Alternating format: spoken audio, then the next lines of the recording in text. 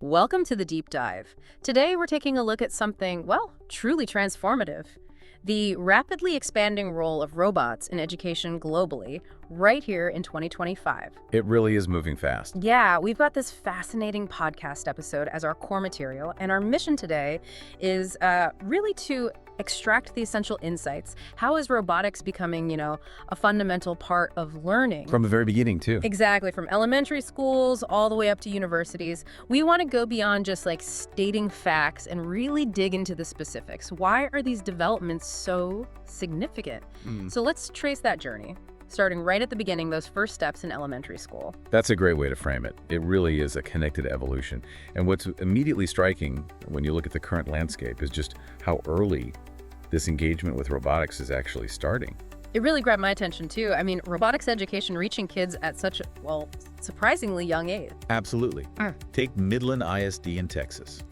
ExxonMobil put in $90,000 plus 70 laptops just to expand their third-grade robotics program. Third grade, wow. Yeah, it speaks volumes, doesn't it, about how important they think it is to introduce these concepts early. We're talking 8, maybe 9-year-olds. 8 or 9. Getting hands-on with coding, building, Yeah. and that corporate involvement at this stage.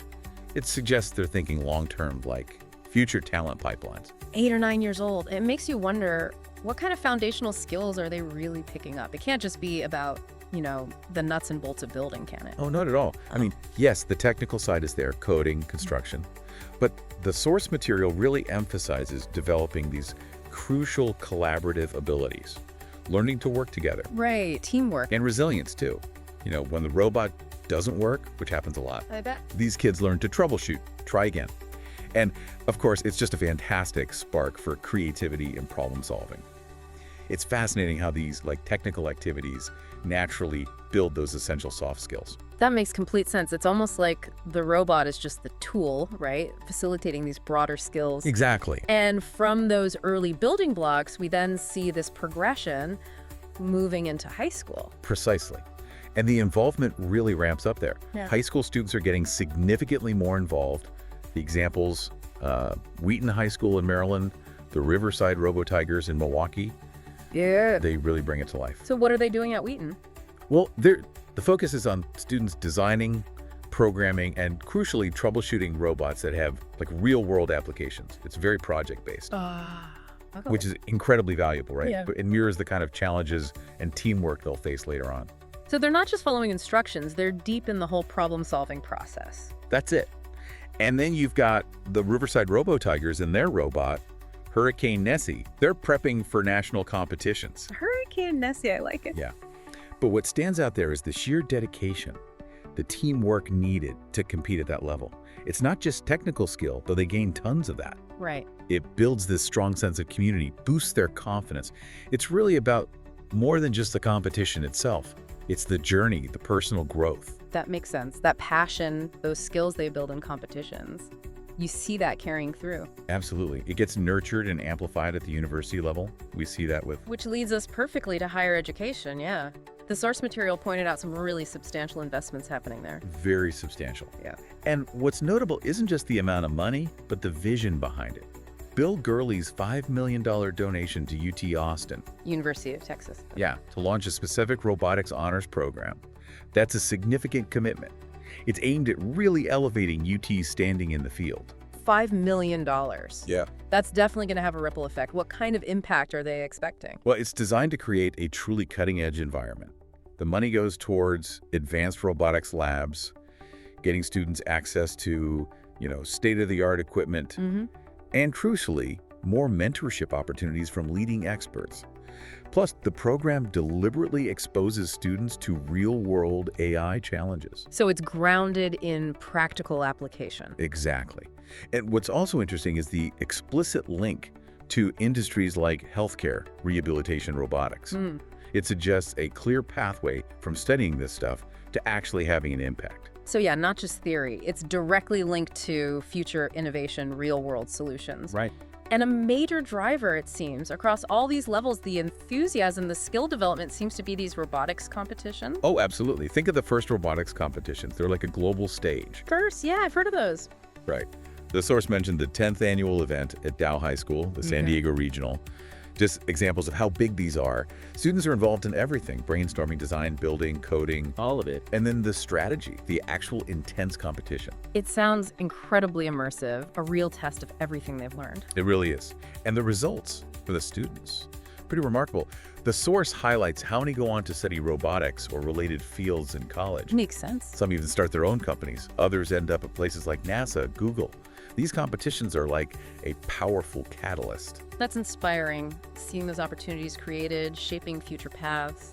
And speaking of opportunities, the source also touched on some really important progress in making robotics education more, well, accessible and inclusive. This is such a vital aspect. The development of a new computer vision-based framework.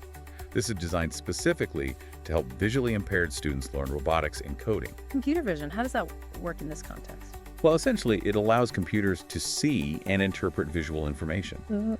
So it provides a new way for students with visual impairments to engage with the physical side of robotics, the logic of coding. It's about breaking down barriers. That's fantastic, using cutting-edge tech to make tech education more inclusive itself. Exactly. And there's also the initiative at Howard University.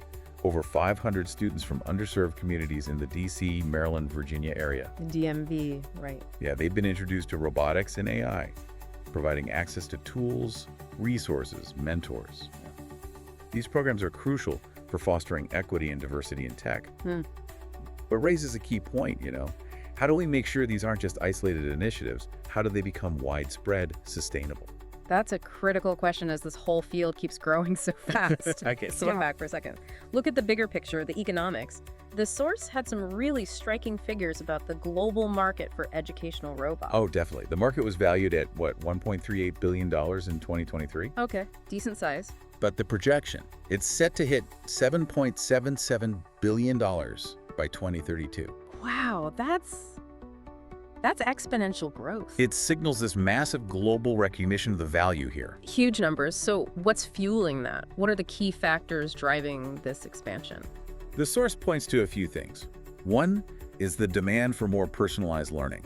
AI tutors embedded in robots can offer that adaptability. Right, interactive learning. Exactly. The hands-on nature is just highly engaging. And fundamentally, there's this widespread understanding now that hands-on STEM tools are just essential for equipping students for the future. And the investment is coming from everywhere. Pretty much. Schools see the teaching benefits, parents see the value for their kids' futures, and governments see the strategic need for a tech-literate workforce. It's all converging.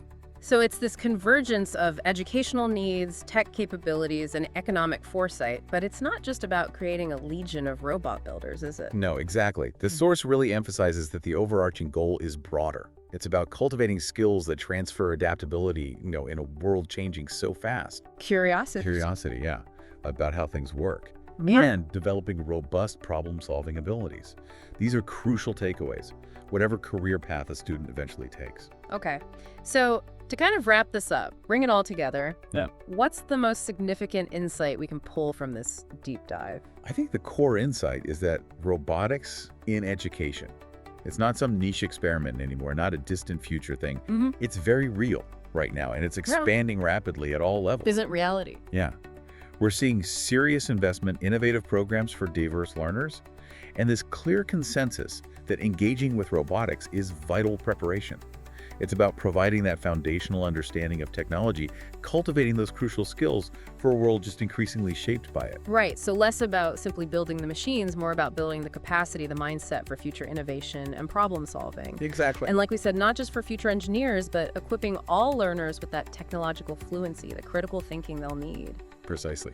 Which brings us maybe to a final thought for our listeners. Considering all these developments we've talked about, the early start, the university research, that booming market, what are maybe the most surprising or imaginative ways you envision robots further revolutionizing learning in the coming years beyond what we've covered? Yeah, thinking beyond just the classroom examples. How might this tech keep evolving and reshaping education in ways we haven't even, fully anticipated yet? Something to ponder.